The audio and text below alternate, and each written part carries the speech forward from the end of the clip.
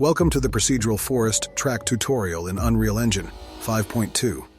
In this video, we'll dive into the fascinating world of procedural generation in Unreal Engine. Get ready to harness the power of algorithms to create dynamic and immersive environments.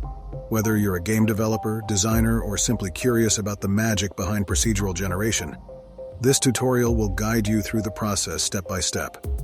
From generating realistic landscapes to placing intricate foliage and obstacles, we'll cover various techniques to bring your virtual worlds to life. Discover how to manipulate splines, utilize tags and filters, and leverage the Procedural Content Generation Framework plugin to create stunning and interactive scenes. Let's jump right in and embark on this exciting journey of procedural content generation in Unreal Engine. Let's get started by setting up our project. Open the Epic Games Launcher and launch Unreal Engine 5.2. Once the engine is up and running, we'll create a new project. In the Project Creation window, select the Vehicle template. This template provides us with a solid foundation for our project. Now it's time to choose a name and location for your project. Once you've made your selection, click the Create button and launch the new project.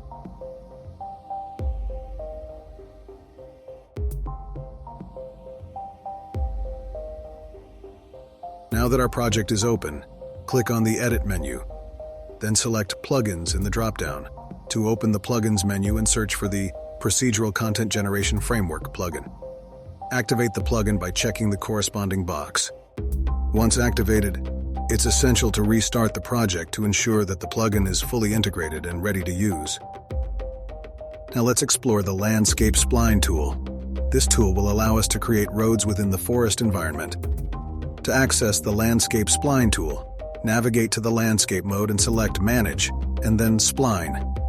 Here we have the ability to create new points by holding down the Control key and left-clicking.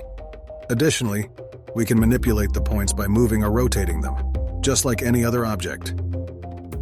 Now that we have our road in place, let's set up the blueprint actor that will bring our environment to life. To create a new actor, we need to follow a few simple steps. First, open the Content browser in Unreal Engine. From there, navigate to the folder where you want to store your actor blueprint. Once you've found the desired location, right-click within the folder. In the context menu that appears, select Blueprint Class. This will open a window where you can choose the parent class for your blueprint. In this case, we'll select Actor as the parent class. Name the actor BP_Forest PCG and double-click to open it. Next, let's add a cube mesh to our blueprint. We'll name it Forest to represent the bounds of our forest area. In the Details panel of the blueprint, search for the Collision setting and set it to No Collision. This ensures that the cube doesn't interact with other objects in the game world. We also want to hide the cube mesh during gameplay. To do this, search for the Hidden in Game setting in the Details panel and check the corresponding checkbox. To control the scale of our forest, we'll create a float variable within the blueprint. In the Variables section of the Blueprint Editor, click the Add Variable button and choose the float type. Let's name it Forest Scale. Once the variable is created, make sure to set the default value to 200. To make the forest scale variable editable for each instance of the blueprint, check the Instance Editable option and Expose on Spawn option. To apply the desired scale to our forest mesh, let's work within the construction script graph. Drag and drop the forest mesh into the graph. Right-click within the graph and search for the Set Relative Scale 3D node. Connect this node to the construction script execution flow. Next, connect the forest mesh to the target input of the Set Relative Scale 3D node. This will apply the scaling operation to our forest mesh. To incorporate our forest scale variable into the scaling process, drag and drop the variable from the Variable panel onto the graph. Connect the output of the variable node to the New Scale 3D input of the Set Relative Scale 3D node. Now let's duplicate the forest mesh by selecting it and pressing the Duplicate button, or using the keyboard shortcut. Rename this duplicate as Forest Remove. This mesh will be used to mark areas where the forest should be removed. Next, duplicate the original forest mesh again and name it Roadblock.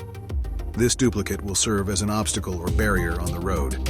Duplicate the forest mesh one more time and name it Road Fence Remove. This duplicate will be used to indicate sections of the road where the fence should be removed. Lastly, Duplicate the forest mesh once more and name it Road Fence Replace. This duplicate will replace the fence in specific areas along the road. To customize the positions and scales of our duplicated meshes, let's make the following adjustments. For the forest remove mesh, set the Y position to 2000. Adjust the scale by setting the X scale to 20 and the Y scale to 40. For the roadblock mesh, set the Y position to -950. Modify the scale by setting the X scale to 5 and the Y scale to 15.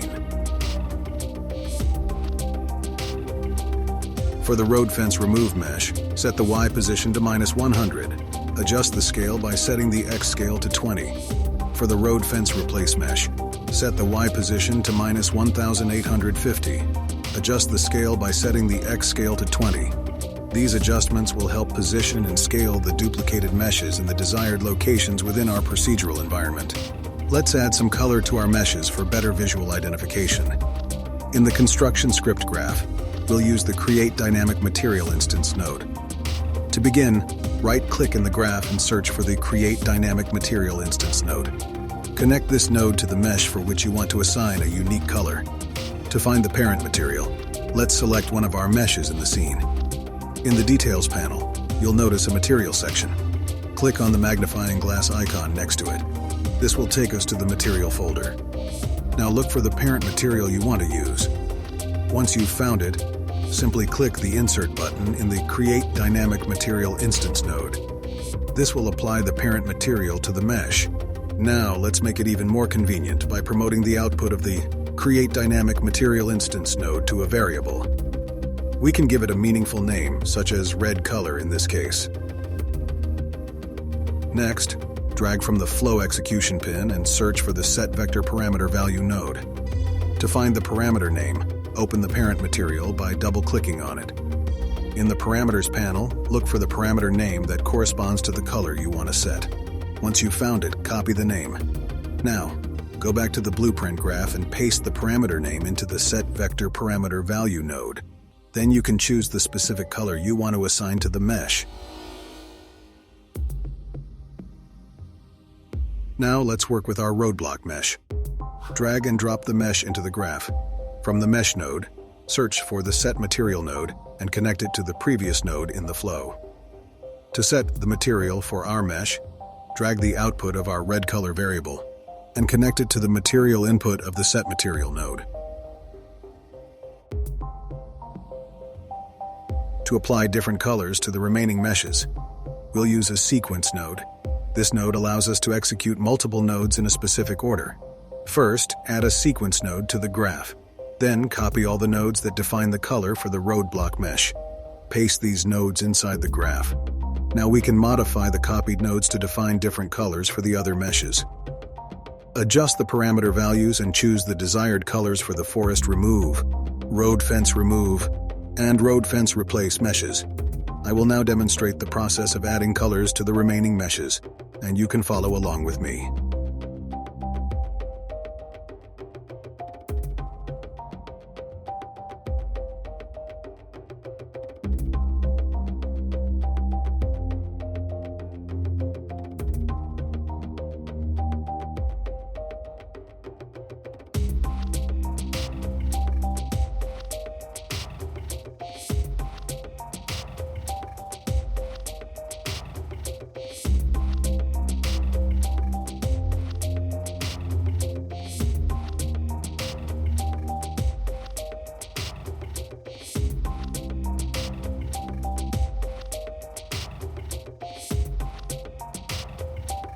To facilitate the use of tags in our PCG graph, let's assign tags to each of our meshes.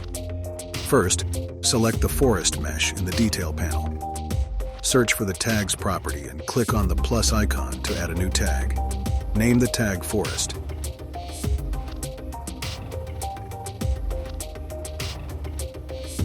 Next, select the Forest Remove mesh and add the tag Forest Remove.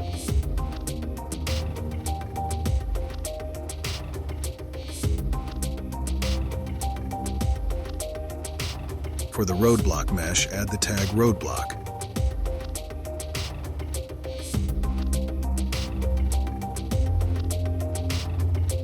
assign the tag Fence Remove to the Road Fence Remove mesh. Lastly, add the tag Fence Replace to the Road Fence Replace mesh. These tags will serve as identifiers for each mesh type and will be used in the PCG graph to perform specific operations based on these tags. Now let's take our blueprint to the next level by incorporating procedural generation. We'll start by adding a PCG component to our blueprint. To do this, click on the plus button in the blueprint editor and search for PCG to find the PCG component. Next, we'll create a PCG graph actor. Open the content browser and right-click to bring up the context menu. From there, select PCG and then PCG graph, and give it a suitable name, such as PCG_forest track. Now, return to the blueprint and select the PCG component we added earlier. In the Details panel, locate the Instance section. Here, you'll see a property called PCG graph. Assign our newly created PCG graph actor to this property.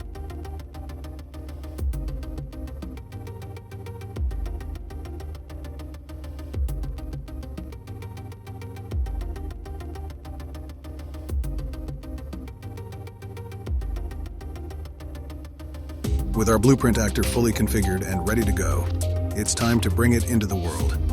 Simply locate the blueprint actor in the content browser and drag it into the desired location in the world. To enhance our forest track tutorial, we will be incorporating a package of foliage assets from the Unreal Engine marketplace. If you don't have your own set of forest environment meshes, you can follow along with this step. To add the foliage package, you can open the provided link in the description. Once on the marketplace page, and with your Epic Games account logged in, click on the Add to Project button. From the menu, select your project to add the asset directly to your project's content. To include the remaining assets for our forest track tutorial, we'll be utilizing assets from Quixel. Follow these steps to add Quixel content to your project. Open the content browser in your Unreal Engine project. Click on the Add button located at the top of the content browser window. From the drop-down menu, select the Add Quixel Content option. This will open the Quixel Bridge integration within Unreal Engine, allowing you to browse and download Quixel assets directly into your project. In the Quixel Bridge window, use the search bar to find the specific meshes you need for your forest track.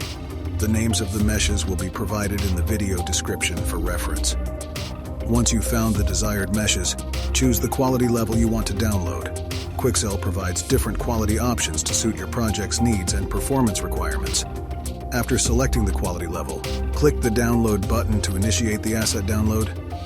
Once the download is complete, you can click the Add button within Quixel Bridge to import the downloaded asset directly into your project's content.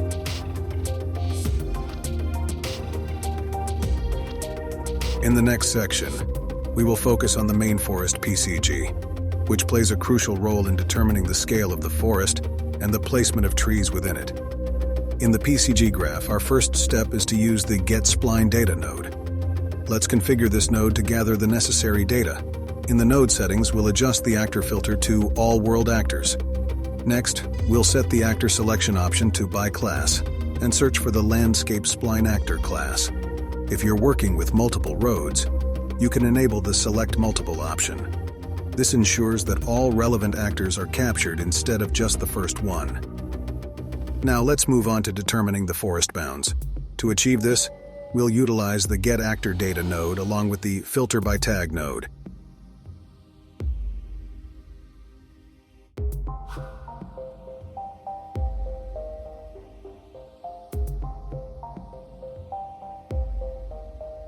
To find the appropriate tag, we'll refer back to the Forest Blueprint actor. Locate the forest mesh and copy the associated tag. Return to the PCG graph and paste the tag into the Filter by Tag node. Next, we'll make use of the Difference node to extract the road splines from the overall landscape. By connecting the appropriate inputs and outputs, we can separate the road splines from the rest of the environment. To identify the landscape within the forest bounds, we will utilize the Surface Sampler node. By connecting the landscape output from the PCG input node to the surface input of the Surface Sampler node and the difference output to the bounding shape input, we can accurately sample the landscape data within the defined forest area. This step is crucial for generating content specifically within the forest region. To control the density of trees within the forest area, we can adjust the points per square meter setting in the surface sampler node. By increasing or decreasing this value, we can effectively control the number of trees generated per unit area. Additionally, to restrict the tree placement area to a smaller region, we can modify the point extend setting to a lower value, such as 10, in all three dimensions, X, Y, and Z. To introduce some randomness to the tree locations and rotations, we can utilize the Transform Points node.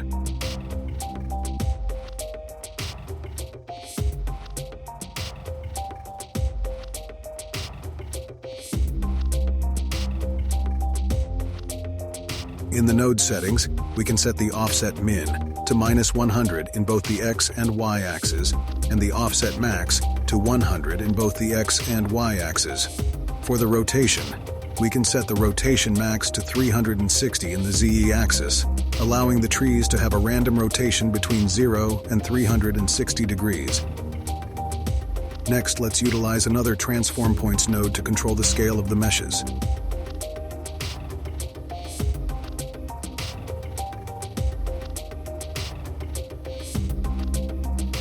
In the node settings, enable the Absolute Scale checkbox. This will allow us to set the scale of the meshes directly. Now, let's search for the Static Mesh Spawner node.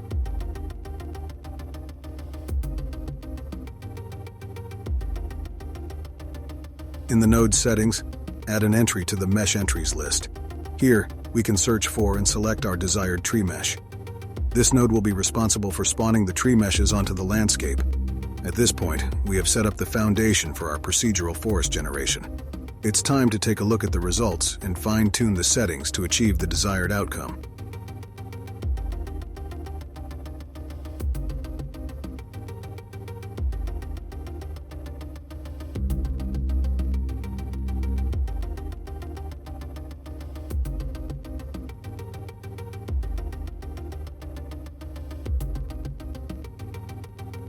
To add more variety to our forest, we can add additional entries to the Static Mesh Spawner node. This will allow us to use different tree meshes in our generation process. Feel free to add as many entries as you'd like. By incorporating multiple tree meshes, we can enhance the visual appeal and realism of our generated forest. Each tree mesh can have its own unique characteristics, such as shape, size, and foliage arrangement. Don't be afraid to experiment and find the combination that suits your vision for the forest. To optimize the performance of our forest, we can adjust the instance cull distance setting in the Static Mesh Spawner node. This setting controls at what distance the tree meshes will be culled or not rendered to improve performance. By tweaking the instance cull distance values for each mesh, we can control when the trees will start to fade out in the distance. It's recommended to set a suitable distance based on your scene requirements and performance considerations. Adjusting these values can help maintain a smooth frame rate by reducing the rendering workload for distant trees. Finding the right balance between visual quality and performance is crucial when creating procedurally generated environments. Experiment with different values until you achieve the desired result for your forest.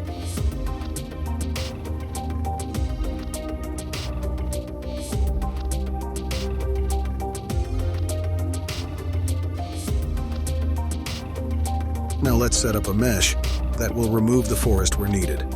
We'll begin by using the Difference node and connecting it before the Static Mesh Spawner node. This will allow us to define an area where the forest should be removed.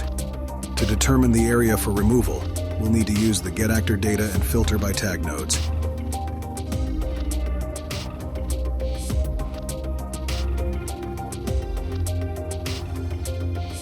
Let's go back to the Blueprint actor and find our Forest Remove actor. Copy the tag associated with it, and in the PCG graph, paste the tag into the Filter by Tag node.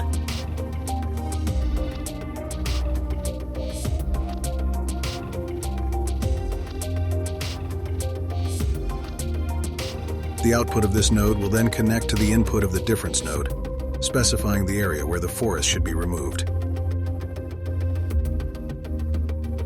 Now that we have our base forest ready, We can easily add more layers of foliage to enhance the realism of our environment. It's as simple as duplicating the existing tree nodes and making adjustments to the values and meshes. For instance, let's create a grass layer to complement the existing forest. To do this, we'll duplicate all the tree nodes from the previous setup and modify the settings accordingly. This includes changing the meshes to grass-related assets and adjusting the values such as density, scale, and rotation to achieve the desired appearance. By following this approach, you can add multiple layers of foliage, such as flowers, bushes, or any other vegetation, to further enrich your forest environment. The flexibility of the procedural content generation allows for quick and efficient creation of diverse and detailed natural landscapes.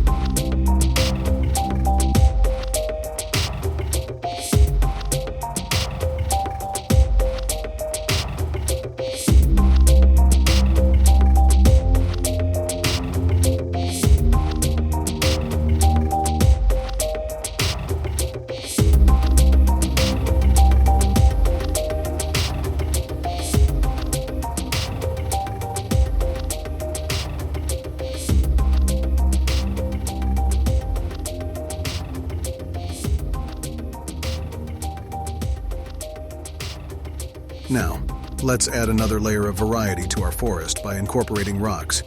We can achieve this by leveraging the same process we used for the grass layer. Begin by duplicating the grass layer nodes and modifying them to suit the rocks layer. Within the duplicated nodes, replace the grass-related meshes with rock meshes that align with your desired aesthetic. Additionally, adjust the settings such as density, scale, and rotation to ensure the rocks blend naturally within the environment.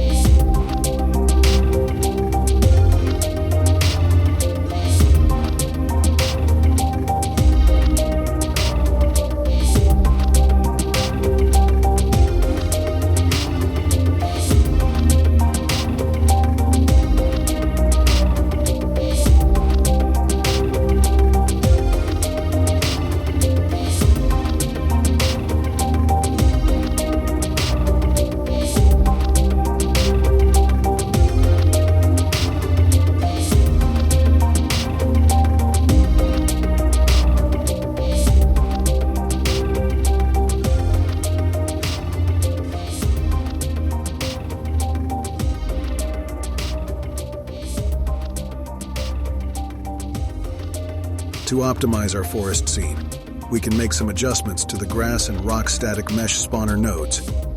In the settings panel of each node, search for the collision option and set all the meshes to have no collision. This will reduce unnecessary collision calculations and improve performance. Additionally, search for the shadow option in the settings panel and uncheck the box to disable shadows on our foliage. Disabling shadows can help optimize the rendering process, especially when dealing with a large number of foliage instances. By optimizing the collision and shadow settings, we can strike a balance between visual fidelity and performance, ensuring that our procedural forest runs smoothly and efficiently.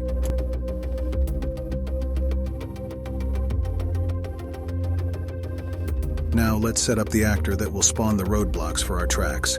To do this, we'll begin by adding two nodes: Get Actor Data and Filter by Tag.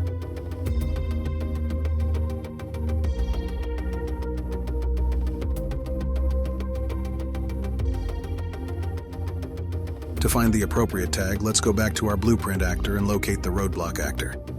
Copy the tag associated with it, and then paste it into the Filter by Tag node in the PCG graph.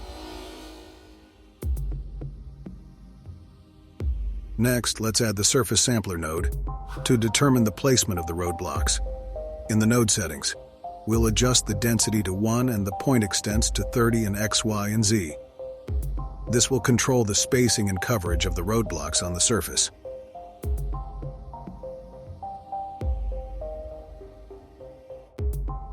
To introduce some randomization, we'll use the Transform Points node.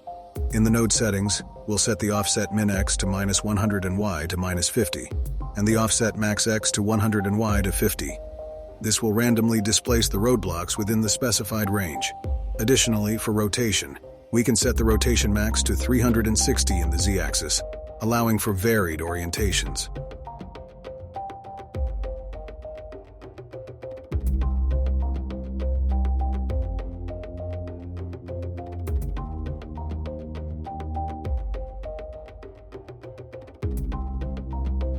To ensure that there are no overlapping roadblocks, we'll incorporate the self-pruning node into our graph. This node will automatically remove any points that are too close to each other, preventing them from overlapping. To seamlessly integrate our roadblocks with the landscape, we'll employ the projection node. This node will ensure that our meshes conform to the contours of the landscape surface. By connecting the landscape output from our PCG input node to the projection target input, the roadblocks will automatically align with the terrain, following its shape and elevation.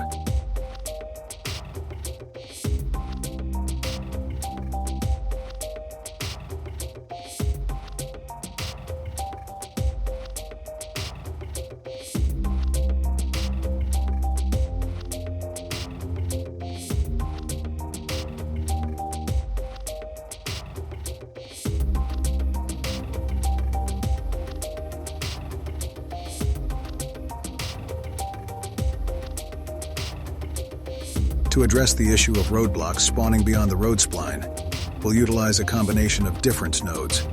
These nodes will help us exclude the areas occupied by the road spline from the spawning process, ensuring that roadblocks only appear where intended. First, we'll set up the initial difference node.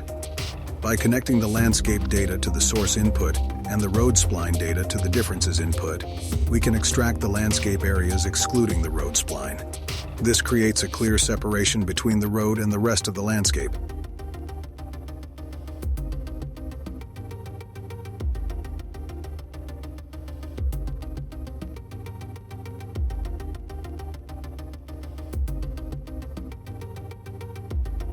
Next, we'll introduce a second difference node. We'll connect the output of the projection node to the source input, and the output of the first difference node to the differences input of the second difference node. This step will further refine the spawning area, eliminating any remaining portions that not overlapping with the road spline.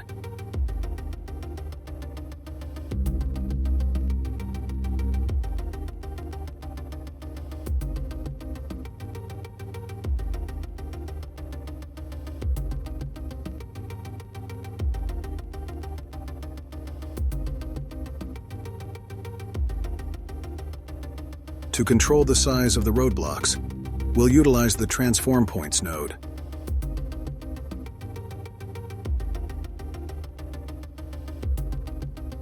By enabling the absolute scale checkbox in the node settings, we can specify a consistent and uniform size for the meshes.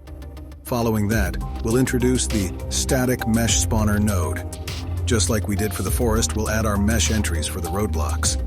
This will define the specific meshes that will be spawned as roadblocks in our environment.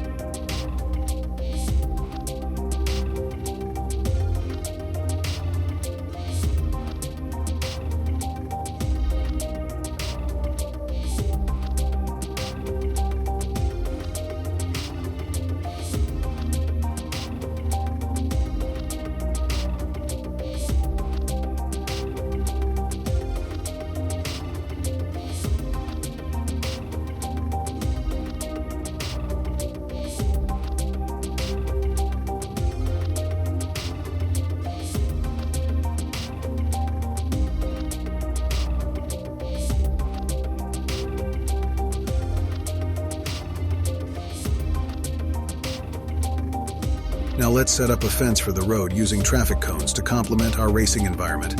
We'll begin by extracting the landscape spline data and creating a new spline sampler node. In the node settings, we'll change the mode to distance and keep the default distance value of 100 for now. To add cones to each side of the road, we'll use two transform points nodes. For the first node, we'll set the offset min value for the y-axis to 900 and the offset max value to 950. This will position the cones on one side of the road. Additionally, we'll set the rotation max value for the z-axis to 360 to add random rotation to the cones. Similarly, we'll set up the second transform points node for the other side of the road, but this time, we'll use negative values for the y-axis to position the cones in the opposite direction. Furthermore, to address any scaling issues with the spline points, make sure that the absolute scale checkbox is enabled in the transform points nodes and set the scale value to 1. This will ensure that the cones maintain their original size and are not affected by any unintended scaling. Next, we will add a difference node to remove the cones in specific areas.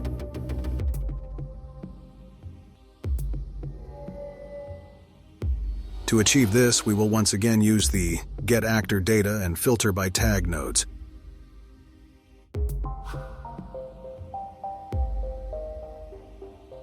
Return to our blueprint actor and locate the Road Fence Remove actor. Copy the tag associated with it and paste it into the Filter by Tag node within the PCG graph. This will ensure that the cones associated with the Road Fence Remove actor are excluded from the final result. After configuring the difference node to remove the desired cones, we can proceed to add the static mesh spawner node. Within this node, we will add our cone mesh to the mesh entries section. This will define the mesh that will be spawned for the cones along the road.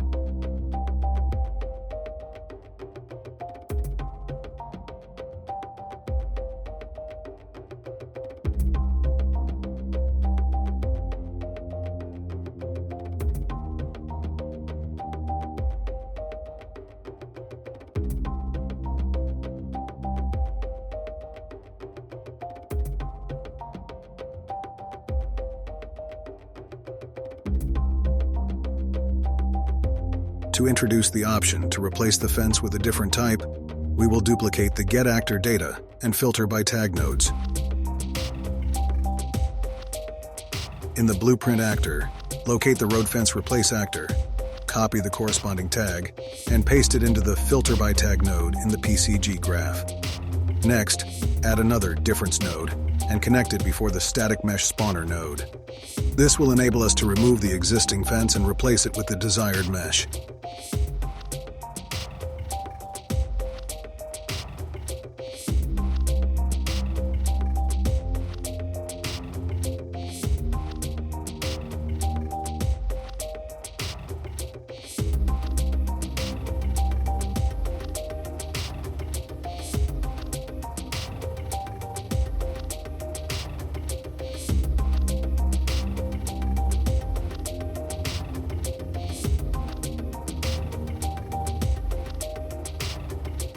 To generate our replacement fence, we will duplicate 2 of the difference nodes, one for each side of the road. Connect the source input of the difference node to the fence's first difference node output. Then connect the differences input to the fence's second difference node output.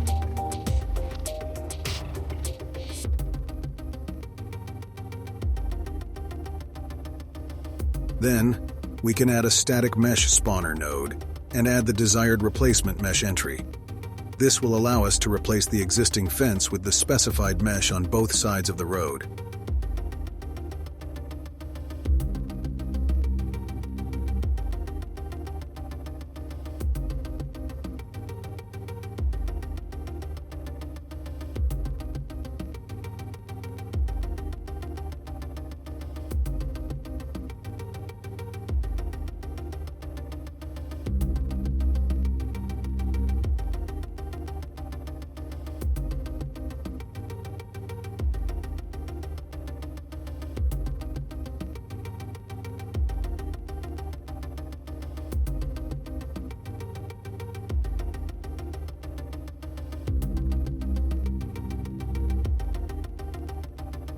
To add lights on the road, we can duplicate the nodes from the road fence section and make some modifications. By duplicating and modifying the necessary nodes, we can add lights along the road to illuminate the scene and enhance its visual appeal.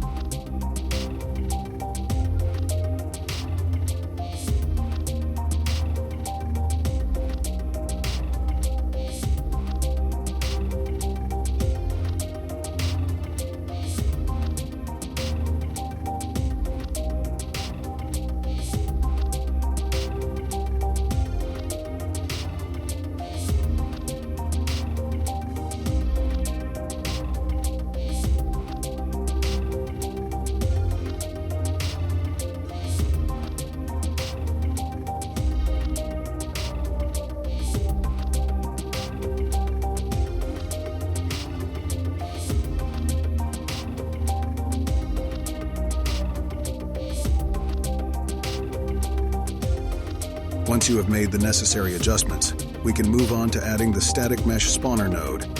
Inside the node settings, click on the Add Entry button and select the appropriate light mesh that you want to use for the lights. With this, our lights are now ready to be spawned along the road.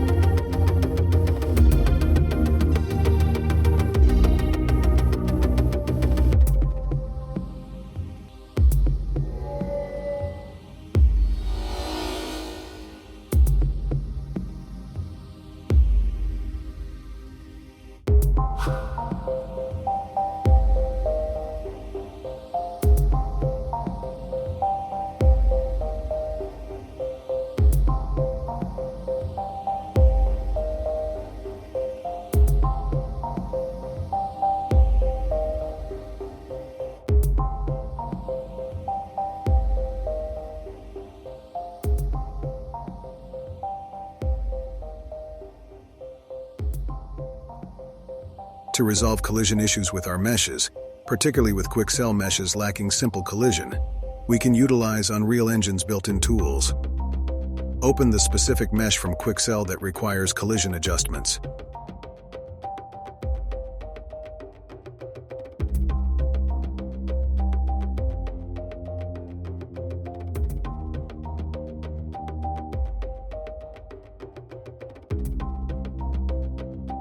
In the top menu bar, click on the Collision menu option. Select the Auto Convex Collision option. This will bring up a menu with further settings. Simply click the Apply button to automatically generate the necessary collision for the mesh. Repeat this process for all the Quixel meshes that require collision adjustments. By applying the Auto Convex Collision feature to each mesh, we ensure that proper collision is established, addressing any potential collision issues within our PCG graph.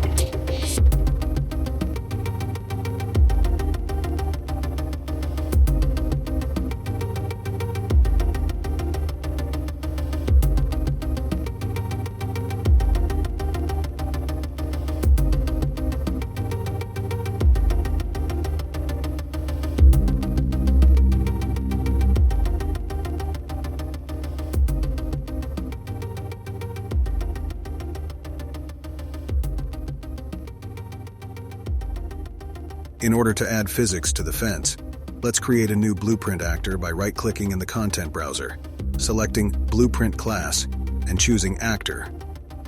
Name this blueprint as BP_traffic cone to represent the traffic cone.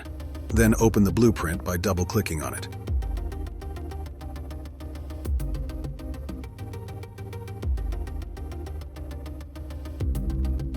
To begin, let's add a static mesh component to the blueprint and set it up to use the cone mesh. Click on the Add Component button and select the static mesh component from the list. Then, in the setting panel, we can add our traffic cone mesh that we want to use.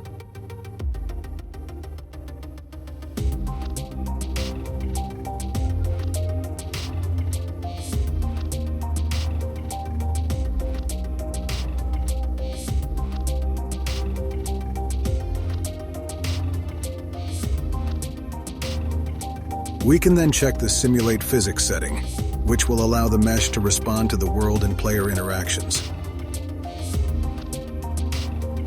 Now that we have completed the setup of our traffic cone blueprint actor, it's time to integrate it into our PCG graph. Let's bring those traffic cones into our dynamic forest environment. Here's how we'll do it. We'll start by locating the static mesh spawner node responsible for spawning the road fence section in our PCG graph. To temporarily disable this node, select it and press the E key on your keyboard.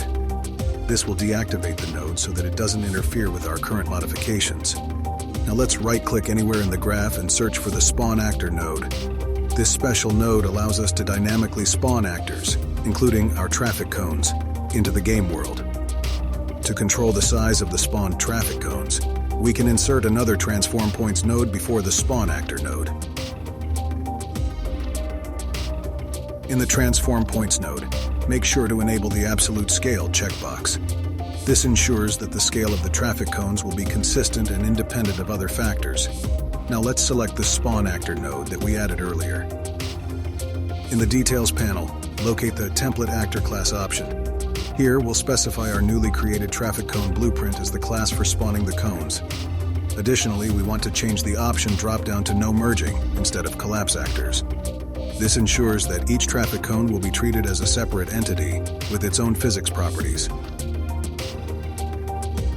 To ensure that our road is well equipped with traffic cones on both sides, let's duplicate the new nodes and connect the input to the other side of the road. Now let's focus on applying physics to our roadblock. To do this, we'll start by disabling the static mesh spawner node in our PCG graph, just as we did with the fence. This will allow us to manually set up the physics properties for the roadblock.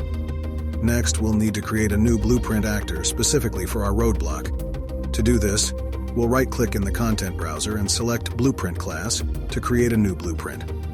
Let's name it BP_roadblock. Once created, double-click on the blueprint to open it in the blueprint editor. Inside the blueprint editor, we'll add a static mesh component by clicking on the Add Component button and selecting Static Mesh from the list. In the Details panel for the static mesh component, we can choose our roadblock mesh. Now let's make our roadblock mesh spawn in a random order for added variety. We'll accomplish this by creating two variables in our blueprint. The first variable will be a static mesh array, which will serve as our table of roadblock meshes. This array will hold all the different roadblock variations that we want to randomly spawn.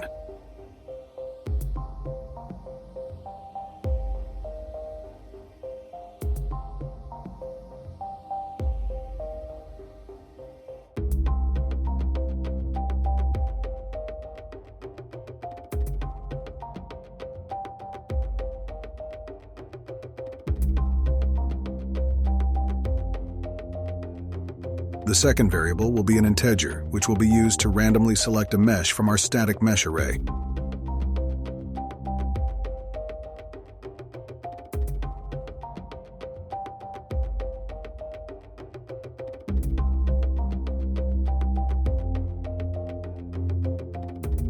After compiling the blueprint, we can now add our roadblock meshes to the static mesh array variable.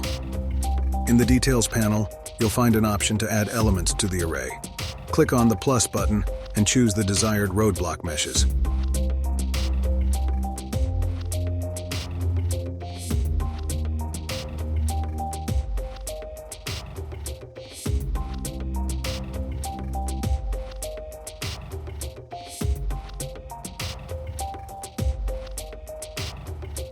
Now that we have added our desired meshes to the static mesh array, we can proceed to spawn them in the construction script graph.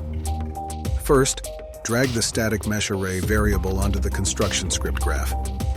Next, add a for each loop node to iterate through each mesh in the array. Connect the array to the input of the for each loop node. To keep track of the number of meshes in the array, we can utilize our mesh count variable. From the loop body of the for each loop, add an increment node and connect it to the mesh count variable.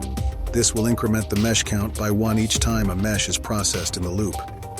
To randomly select a mesh from the array, right-click in the graph and search for the random integer in range node. Set the min input to 0 and connect the mesh count variable to the max input. This ensures that the random number generated falls within the valid index range of the mesh array.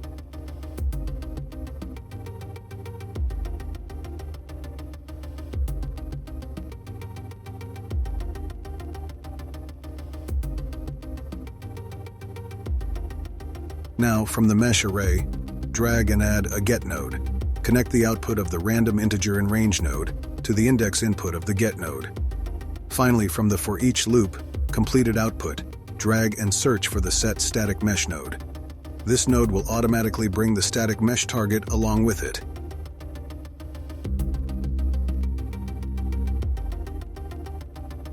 Connect the output of the get node to the new mesh input of the set static mesh node.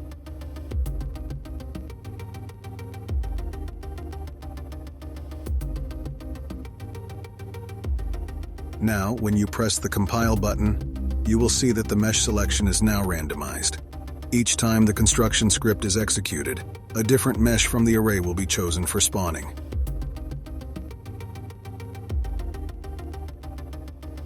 As we near the completion of our blueprint, let's switch back to our PCG graph. Similar to the fence setup, we'll disable the static mesh spawner node by selecting it and pressing the E key on the keyboard. Now, let's right-click in the graph and search for the Spawn Actor node. This node will allow us to spawn our roadblock meshes dynamically. In the Settings panel of the Spawn Actor node, we'll need to specify the template actor class. Here, we'll select our newly created BP_roadblock actor blueprint. Additionally, we'll change the option dropdown to No Merging to ensure that each roadblock mesh is spawned individually. In our roadblock blueprint, let's enable physics for our mesh. To do this, we'll need to choose a mesh for the static mesh component. Once the mesh is selected, we'll be able to enable the Simulate Physics option. With physics enabled, our roadblock meshes will now behave realistically in the game world, adding an extra layer of interactivity to our scene.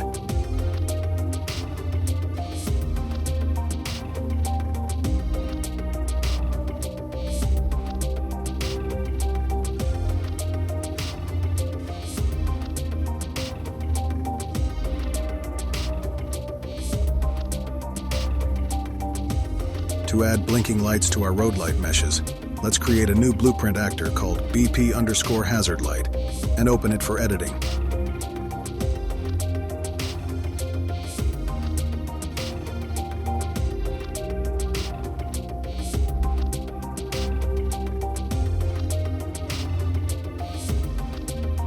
Within the blueprint, we'll start by adding a static mesh component and selecting our desired light mesh. This will define the visual appearance of our blinking lights.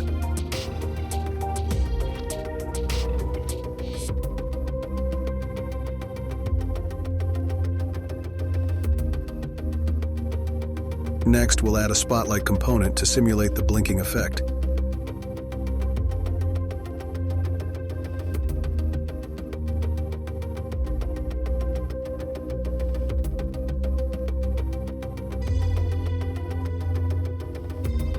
In the spotlight settings, we'll set the location Y to 4 and the Z to 22. That will position it correctly on the road light mesh. For rotation, we'll set the Z axis to -90 to orient it properly. To enhance the intensity of the light, we'll set the intensity parameter to 2000.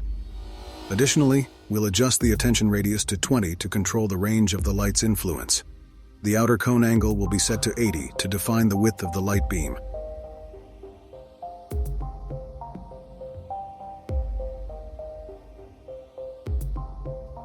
Next, we'll set the source radius to 10 and the source length to 5 to create a visible light source. Enabling the Use Temperature checkbox and setting the temperature value to 3000 will provide a warm yellowish light color. Lastly, we'll disable the Cast Shadows checkbox.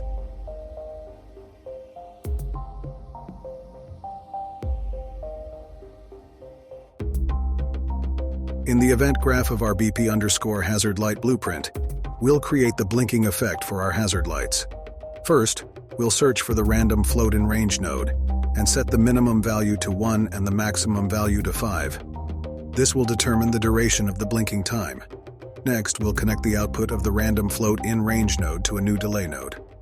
The delay node will introduce a pause before executing the next set of actions. From the delay output, we'll add a flip-flop node. The flip-flop node will alternate between two states, on and off, creating the blinking effect.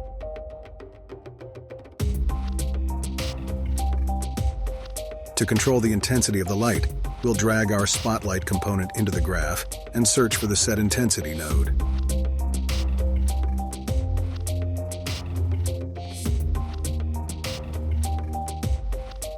From the flip-flop's A output, we'll set the intensity to 0, effectively turning off the light. From the flip-flop's B output, we'll set the intensity to 2000, turning the light back on. Finally, we'll connect both outputs of the flip-flop node back to the delay node, completing the loop. This will ensure that the blinking effect continues indefinitely.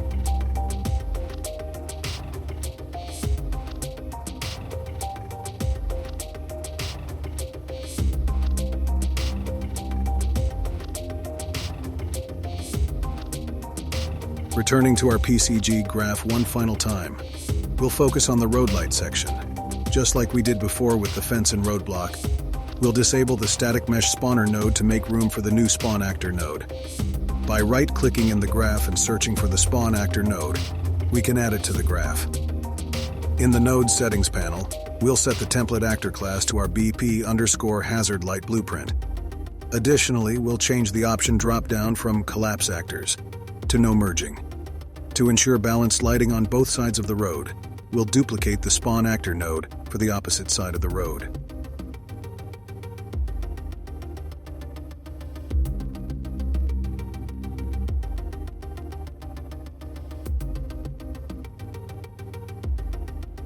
Congratulations on completing the tutorial.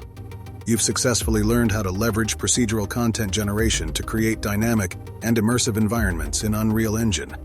With the power of algorithms, you can now generate unique landscapes, place foliage, add obstacles, and more. Thank you for joining this tutorial. I hope you found it informative and inspiring. Stay tuned for more exciting tutorials and continue exploring the vast potential of procedural content generation in Unreal Engine.